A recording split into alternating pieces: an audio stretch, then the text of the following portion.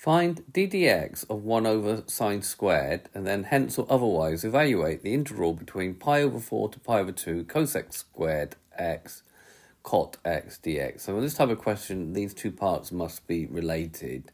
So it's obviously best to use the hence. Now, so if we differentiate 1 over sine squared, well, 1 over sine squared is the same as differentiating cosec squared x. So if we think of it as cosec x all squared, then we can apply the chain rule. So the chain rule means bring down that power, write down the bracket again, which is cosec x, and reduce the power by 1. So that will now be to the power 1. And then you now have to differentiate the bracket. So the differential of cosec, and it's in the formula booklet for A-level maths, is minus cosec x cot x. So if we combine the cosec x and the cosec x here together, we're going to get minus 2 cosec squared x cot x. Right, we're now going to use that to solve that integral. Now we can actually see this is fairly similar. It's cosec squared x cot x. This is cosec squared cot x. We just got a minus 2 to deal with at the front, and it came from differentiating cosec squared x.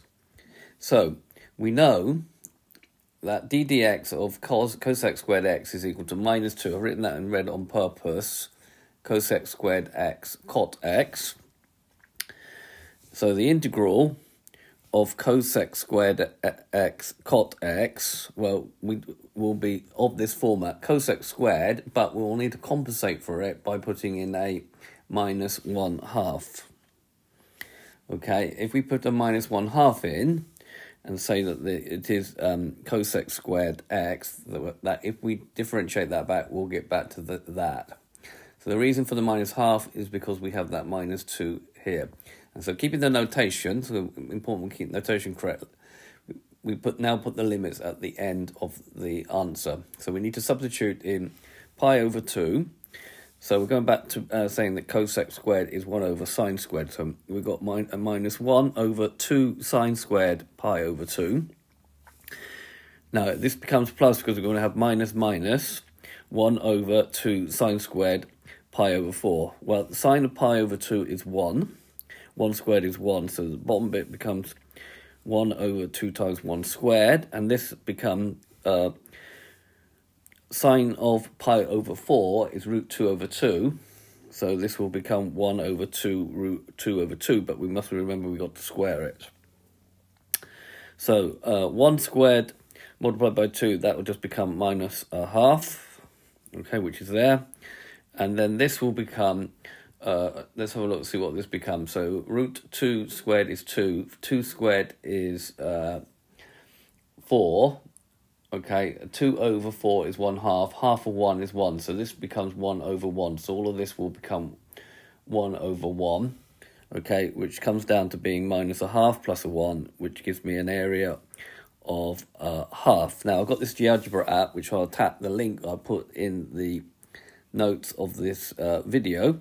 So if we have a look at this, here we have the curve of cosec squared x cot x. Okay, this is done in GeoGebra.